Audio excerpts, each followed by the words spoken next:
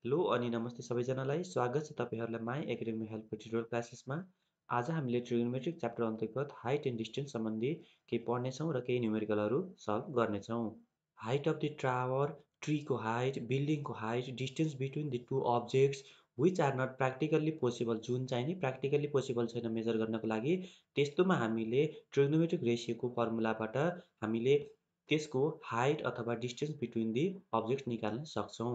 With the help of constructing right angle triangle, हामीले एउटा right angle triangle construct गर्छौँ र by measuring one of the angle and the side and one of the side हामीले measure गरिसकेपछि other unknown क्वान्टिटीलाई चाहिँ हामीले जुन निकाल्नु पर्ने हो त्यो चाहिँ निकाल्छौँ। तल दिएको फिगरबाट हामीले हाइट अफ दि ट्री निकाल्छौँ, जसमा कुनै एउटा पोइन्टमा अब्जर्भिङ लोकेसन भन्छौँ। अब्जर्भिङ लोकेसनलाई हामीले सीले डिनोट गरेका छौँ। यहाँ अब्जर्भिङ लोकेसनदेखि height of the top of the tree, top of the ट्रीको जुन एङ्गल बनाउँछ त्यसलाई एङ्गल अफ द रिफरेन्स भनिन्छ। एङ्गल अफ द रिफरेन्स यसलाई चाहिँ तलबाट हेरिएको छ भने, यदि तलबाट हेरिएको छ भने एङ्गल अफ इलिभेसन हुन्छ, र यही सिमिलर कन्डिसनमा यदि माथिबाट हेरिएको छ, यो भनेको angle made with the ground, angle made with the ground or angle made with the horizon, होराइजनसँग एङ्गल मेड गरिएकोलाई चाहिँ हामीले एङ्गल लिन्छौँ, त्यसलाई थीटाले डिनोट गरेका छौँ। भने the distance between the observing location भनेको सी हो, जहाँबाट हामीले हेर्दैछौँ, observing location and the base of the height अथवा बेस अफ दि यो के भन्छ ट्री अथवा बिल्डिङ अथवा कुनै पनि चिज जसको हामीले हाइट निकाल्नु पर्ने छ त्यसको बेससम्मको डिस्टेन्सलाई हामीले मेजर गर्छौँ, र यी दुईटाको टर्ममा निकालिसकेपछि हामीले अननोन क्वान्टिटी जुन चाहिँ हाइट अफ द ट्री हुन्छ त्यसलाई चाहिँ सजिलैसँग निकाल्न सक्छौँ। एङ्गल अफ इलिभेसन भनेको के हो त भन्दा लाइन अफ साइटले ग्राउन्डसँग बनाएको एङ्गल अथवा लाइन अफ साइटले हाम्रो होराइजनसँग बनाएको एङ्गललाई हामीले एङ्गल अफ इलिभेसन भन्छौँ। फ्रम ग्राउन्ड टु टप, ग्राउन्डदेखि यदि टपमा हेरिरहेको छौँ भने, तलबाट माथि हेरिएको छौँ भने त्यस्तो बखतमा एङ्गल अफ इलिभेसन फर्म हुन्छ, जुन चाहिँ नि ओए भनेको लाइन अफ द साइट हो। लाइन अफ द साइटले ग्राउन्डसँग बनाएको एङ्गललाई हामीले एङ्गल अफ इलिभेसन भन्छौँ। यहाँ angle AOB is the angle of elevation. Angle of depression, similarly angle of depression भनेको के हो भन्दा फ्रम टप टु बटम, बटमदेखि टपलाई हामीले एङ्गल अफ इलिभेसन भनेका थियौँ भने टप टु बटमलाई चाहिँ हामीले एङ्गल अफ डिप्रेसन भनेका छौँ। Angle of depression it is the angle made by line of sight to imaginary horizontal line. यो ओबी भनेको एउटा इमेजिनरी होरिजेन्टल लाइन हो, त्योसँग बनाएको एङ्गल नै एङ्गल अफ डिप्रेसन हो।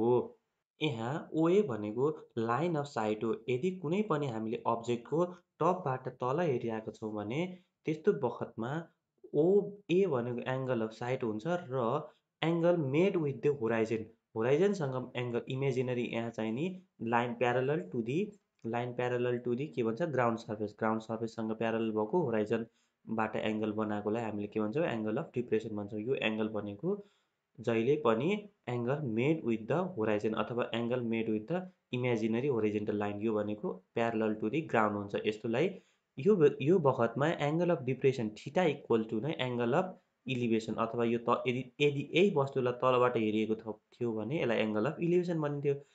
यही चिजलाई यदि तलबाट हेरिएको थियो भने एङ्गल अफ इलिभेसन भनिन्थ्यो।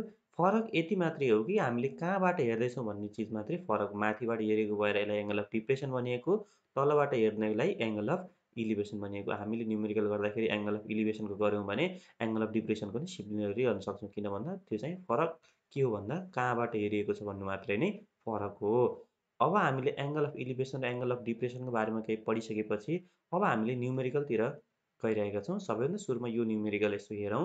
यो न्युमेरिकल के भन्छ, a man of height 1.6 metre, a man of height 1.6 metre standing 81 metre away from the tower, it is found that the angle of elevation to be 30 degree. Angle of elevation के भनेको थियो मैले, ग्राउन्डदेखि top, angle of elevation ग्राउन्डदेखि top, तलदेखि माथि हेर्दा के देखिएको छ 30 डिग्री देखिएको छ।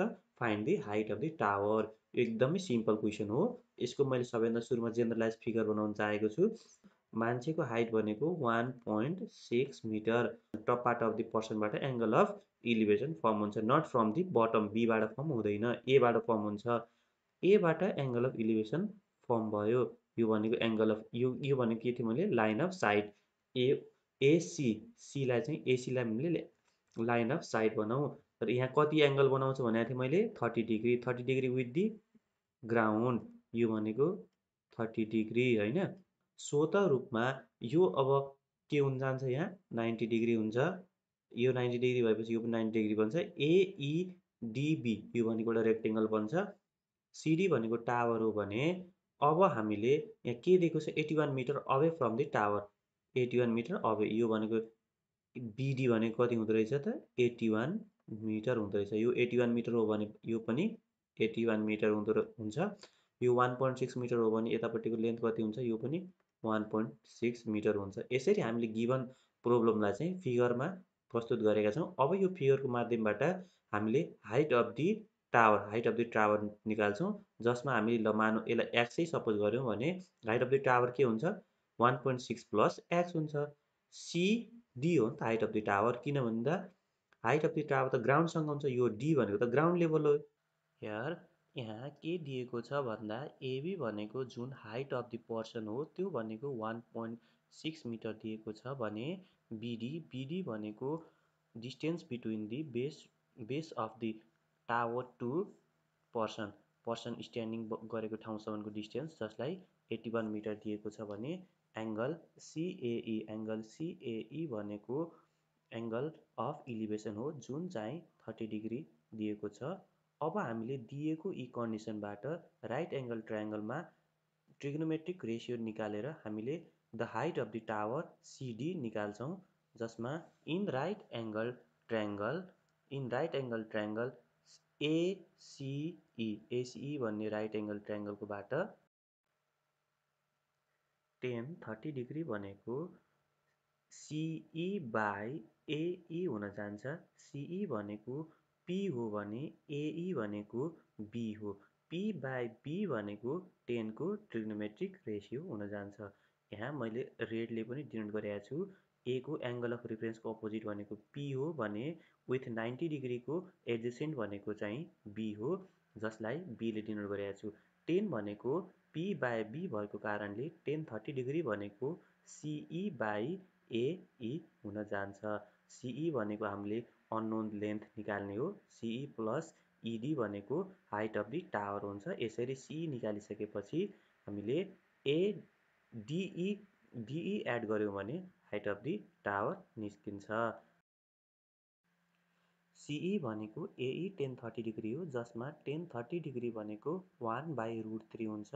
1/√3 इन्टु एई भनेको 81 मिटर हो जसको भ्यालु अब हामीले मल्टिप्लाई गर्दा 46.76 मिटर पाउँछौँ। सिईको भ्यालु 46.76 मिटर आइसकेपछि अब सिई प्लस इडी भनेको हाम्रो हाइट अफ द टावर हो।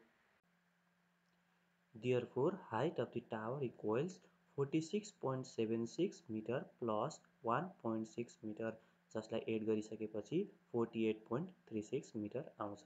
यसरी हामीले गिभन प्रोब्लमलाई चाहिँ सल्भ गऱ्यौँ। अब हामी अर्को प्रोब्लममा जान गइरहेका छौँ जसमा क्वेसनले के भनेको छ भन्दा the upper part of a straight tree was broken by the winds thereby making an angle of 60 degree with the ground at 6 meter from the foot of the tree. Find the height of the tree before it was broken. The upper एउटा tree थियो सग्लो tree थियो जुन tree चाहिँ विन्डबाट broke भयो। Broke भइसकेपछि त्यसको जुन breaking पोइन्टदेखि त्यो बेन्ड भएर एउटा सर्टेन साइडमा गएर बस्यो जसले 6 मिटर अपार्टमा गएर बस्यो र चाहिँ ग्राउन्डसँग 60 डिग्री एङ्गल बनायो। अब हामीले त्यो पहिलाको कन्डिसनको ट्रीको हाइट कति हो त भनेर निकाल्नु पर्नेछ। फिगरमा मैले इनिसियल कन्डिसनको ट्रीको हाइटलाई मैले डिनोट गरेको छु जसमा बिचको त्यो पोइन्टवाला पोर्सनबाट ट्री फेल भएको छ अथवा ब्रोकन भएको छ। ब्रोकन यसरी भएको छ कि 6 मिटर अपार्टमा चाहिँ त्यसको topmost part of the tree चाहिँ गएर ग्राउन्डमा टच गरेको छ। त्यो पोइन्ट जहाँ चाहिँ ब्रेक भएको छ त्यसलाई चाहिँ मैले ए पोइन्ट दिएको छु भने एङ्गल हामीलाई 60 डिग्री बनाएर ब्रोकन भएको छ भनेर क्वेसनले नै दिएको छ। ब्रोकन भएको पोइन्टलाई मैले एले डिनोट गरेको छु भने बेस अफ दि ट्रीलाई मैले बीले डिनोट गरेको छु भने द इनिसियल कन्डिसनको ट्रीको हाइटलाई टप पार्टलाई चाहिँ मैले डीले डिनोट गरेको छु भने द फल भइसकेपछिको अन्तिम पोइन्ट जहाँ चाहिँ नि ग्राउन्डसँग मेट भयो त्यसलाई चाहिँ सीले डिनोट गरेको छु। अब हामीले दिएको क्वेसनको कन्डिसनहरू सबै फिगरमा देखाइसकेका छौँ। अब हामीले यो क्वेसनलाई सल्भ गर्न गइरहेका छौँ। फेरि पनि भन्न चाहन्छु यो क्वेसनले के भनेको छ भन्दा एउटा रुख ढल्यो कि कसरी ढल्यो कि ए भन्ने पोइन्टबाट ढलेर सी भन्ने पोर्सनमा गएर चाहिँ त्यो ग्राउन्डसँग मिट भयो र 60 डिग्री एङ्गल बनायो र 6 मिटर अपार्ट चाहिँ ग्राउन्ड बेसबाट 6 मिटर अपार्टमा चाहिँ त्यो गएर बस्यो। In figure BC equals to 6 metre यो चाहिँ हामीलाई दिएको छ भने and angle ACB angle of elevation बनाऊ यसलाई 60 डिग्री भनेर पनि क्वेसनमै दिएको छ। AD इक्वल्स टु AC पनि यहाँ हुन्छ किनभने AD भनेकै पोर्सन जुन चाहिँ नि जहाँबाट फेल भयो त्यही पोर्सन नै ग्राउन्डमा गएर मिट भएको हो। किन भन्दा AD भनेको पोर्सन फेल भइसकेपछि ए भन्ने पोइन्टबाट ट्विस्ट भएर सी भन्ने पोर्सनमा गएको लास्टमा डी भन्ने पोइन्ट र सी भन्ने पोइन्ट चाहिँ एकै ठाउँमा मिसिएको हो। त्यो भएर एडी इक्वल्स टु एसी हुन्छ। अब यहाँ हामीले height of the previous tree निकाल्नको लागि in right angle triangle ABC जहाँ 60 डिग्री एङ्गल अफ रिफरेन्स हो भने पी भनेको एबी हुन्छ र बिसी भनेको बी हुन्छ। अब tan 60 डिग्री को फर्मुला युज गरेर AB by BC tan 60 degree equals to P by B AB भनेको पी र बिसी भनेको बी यसरी AB equals to BC into tan 60 degree हुन्छ।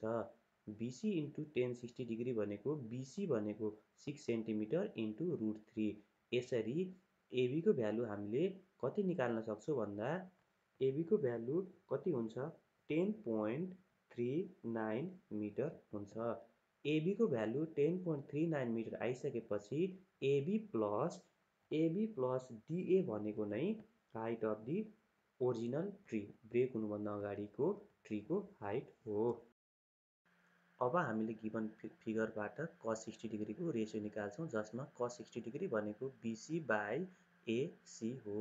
बिसी भनेको बी बाई एच बिसी भनेको बी हो भने एच भनेको एसी हो। हामीले एचको भ्यालु फाइन्ड गर्यो भने एचको भ्यालुको लेन्थ नै डिएको लेन्थ हुन्छ। त्यसरी डिए प्लस एबी गऱ्यौँ भने हाइट अफ दि ट्री आउँछ। त्यो कारणले cos 60 डिग्रीको भ्यालु निकालेका हौँ। यसमा हामीले साइनको थ्रु पनि गर्न सक्छौँ। हामीलाई कसको थ्रु इजी हुनुभएको भएर कसको तिरबाट गएको हो। AC equals to BC by cos 60 degree हो। cos 60 डिग्री भनेको 1/2 हो। 1/2 भनेको 0.5 बिसी भनेको 6 बाई 0.5 मिटर 6 बाई 0.5 भनेको कति हुन्छ त 6 बाई 0.5 भनेको 12 मिटर। एसी भनेको यसरी कति आयो त 12 मिटर आयो। 12 मिटर एसीको भ्यालु आइसकेपछि एबीको भ्यालु पनि 10.39 मिटर आइसकेपछि अब हामीले height of the original tree निकाल्न सक्छौँ। एसी भनेको नै डिए हो। एसी भनेको नै डिए भएको कारणले अब डिए प्लस एबी गऱ्यौँ भने हामीले original height of the tree भेटाउन सक्छौँ। यसरी हामीले height of the tree before it was broken निकाल्न सक्छौँ जसमा DA plus AB equals to 12 metre plus 10.39 metre equals to कति आउन जान्छ यसलाई सल्भ गरौँ 22.39 मिटर। यसरी हामीले गिभन प्रब्लमलाई सल्भ गरेका छौँ जसमा height of the tree before it was broken निकालेका छौँ। आजको क्लासमा हामीले ट्रिग्नोमेट्री सम्बन्धी केही न्युमेरिकल गऱ्यौँ र हाइट एन्ड डिस्टेन्स सम्बन्धी केही बुझ्यौँ। Height angle of elevation angle of depression सम्बन्धी केही बुझ्यौँ। यो सँगसँगै आजको क्लासलाई म यतिमै कन्क्लुड गर्न चाहन्छु। हस्त धन्यवाद नमस्कार।